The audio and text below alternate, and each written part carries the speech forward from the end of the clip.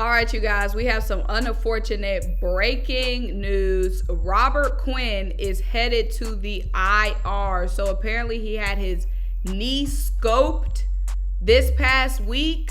He's having his knee scoped this week, and he just popped up on the injury report for the Eagles today, and he will be on IR, meaning he won't be available until what? Maybe week 17. I guess first round of the playoffs is getting to that time. But again, now is the time we can elevate Avonte Maddox. We will be on the lookout for that. But yeah, IR, baby. That's all we seeing right now.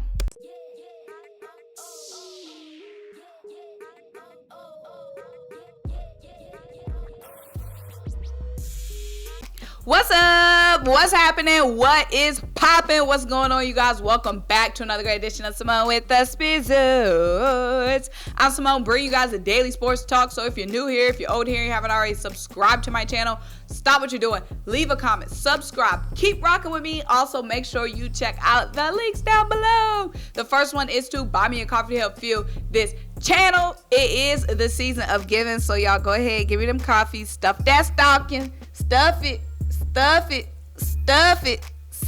it.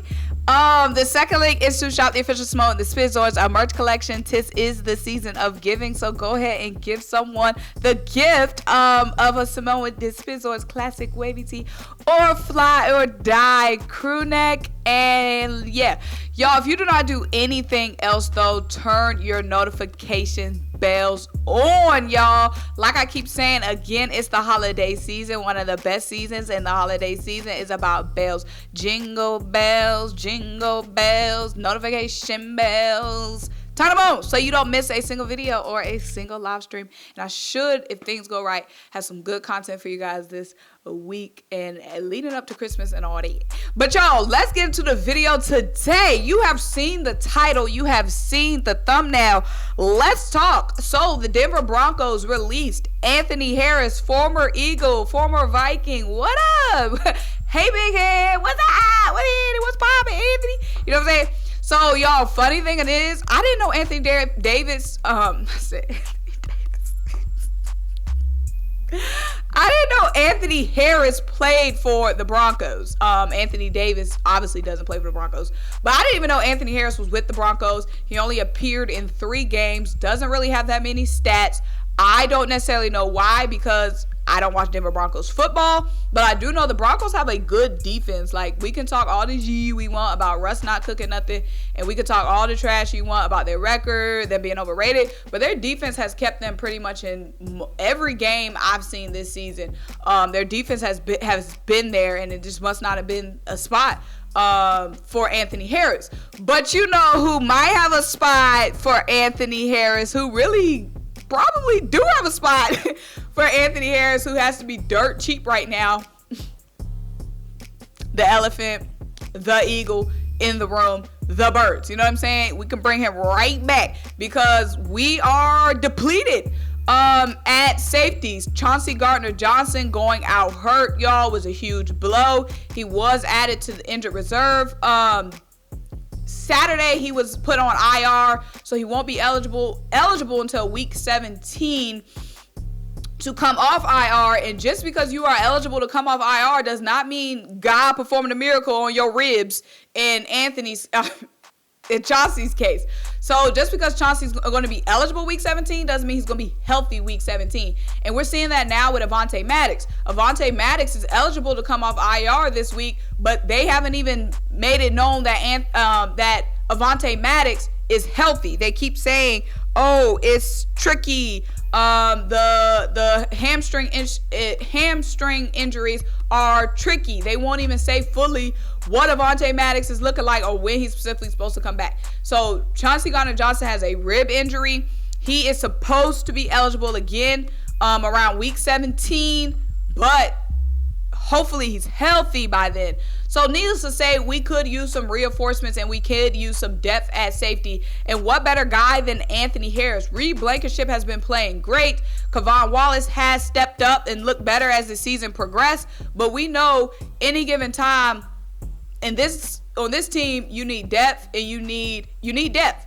And we don't have that. So I think Anthony Harris will be a good look for us, especially for the cheap. He already knows the defense. He already knows the team. He already know Marcus Epps. He already know Kevon Wallace. He already know the safety room. He already knows Jonathan Gannon. He's super familiar with the team. So I don't see any downside of bringing Anthony Harris back to the Eagles. So that would definitely be a good look in my opinion, because we do need that depth there. So yeah, definitely need to be looking at Anthony Harris. Now, a few other little things I want to talk about. One, y'all, shout out to the New Orleans Saints. Do we need to go down to the Bayou and have a party? You know what I'm saying? Because the Saints losing. I did pick the Saints to win last night because the Bucs suck, and the Saints almost won that game. But anytime the Saints lose, that is a win in the city of Philadelphia. We do have their first round pick. So right now their pick is a 5th overall pick right now. They're like 4-9 right now. They have I don't know who they have next week, so I don't even know why I started to lie. But they are 4-9 right now, have not shown any sign of being able to put any teams away but super sorry teams. So a 5th round pick. Oh Lord Jesus, don't play with it. Don't play with it. Don't play with it. Come on, baby. Don't play with it. Okay, so y'all, I just got an update from Adam Schefter. This is none of my business, and I hate to dabble in other people's business, but it was just reported that the Cowboys have concerns after OBJ's physical that his recovery from the torn left ACL in the Super Bowl has not progressed enough to ensure that he would play before mid-January, and possibly exist signing him would have no benefit towards the 2023 season. Oh, there go that. Hope y'all had fun at the game last night.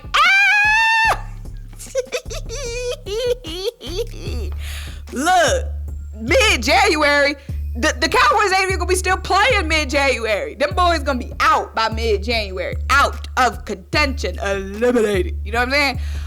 Doing all that whining and dining. Y'all know y'all shouldn't have whined and dined him before y'all saw that physical. And 2nd, 3rd, 4th, 5th, 6th of all, who is OBJ on this long, drawn-out tour? Dude is washed. Why are we even gassing up this tour? I know he's got like a clicky name. He's like a celebrity.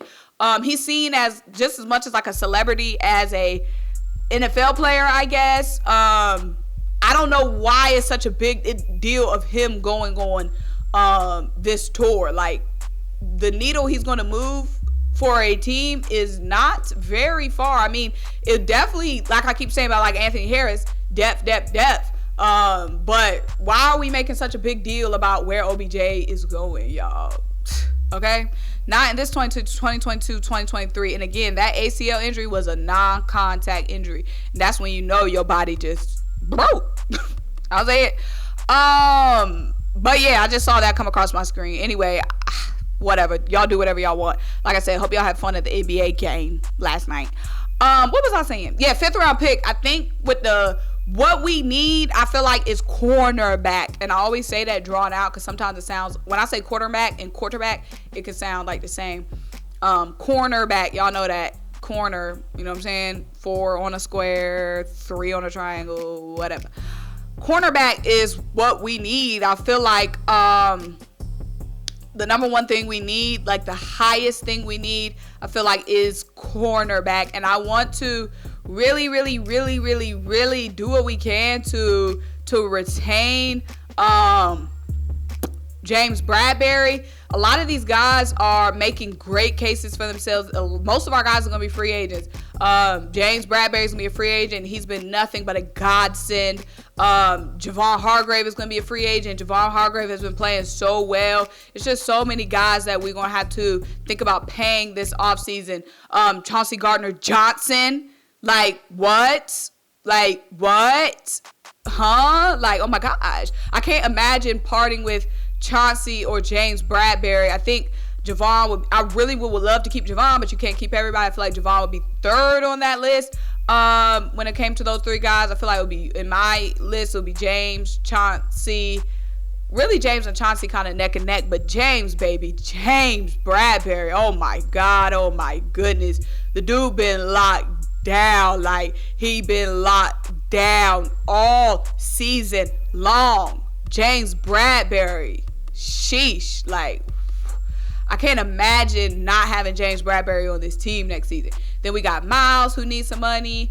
We got to play TJ Edwards. I see Kaiser White probably stepping, especially if NAKOBE Dean, in these later games. If NAKOBE Dean's getting more play, I feel like we'll plug NAKOBE Dean in and let Kaiser White go. It's a lot of money. It's going to be a lot of money talk. A lot of money talk this offseason. So that 5th round pick is going to be crucial. That 5th overall pick, if it stays there, is going to be crucial, you guys, because there's going to be one of these guys probably won't be able to get kept, and we're going to need to, boom, instantly replace him. We also know we're going to be getting a lineman, and we always going to get a lineman. One thing, how we going to do death taxes and how we draft an alignment in the 1st and 2nd round. 1st, 2nd, 3rd round. So we already know we getting alignment. Like, we can do our mock drafts, do our boards, do whatever. We getting a goddamn lineman. So we already know that. And I'm thankful for it. Like, Landon Dickerson, linemen aren't the fun picks to talk about. They're not the flashy picks. But as we see, Landon Dickerson, Cam Jurgens had to come in that one game. I think Cam Jurgens came in the Cardinals game. And then we had a 3rd round center in the we had a 3rd string center in the game, and didn't nobody notice, and that's due in part to Howie Roseman and Jeff Stoutland. So we already know that. But yeah, we're gonna have to see what we want to do with that top pick.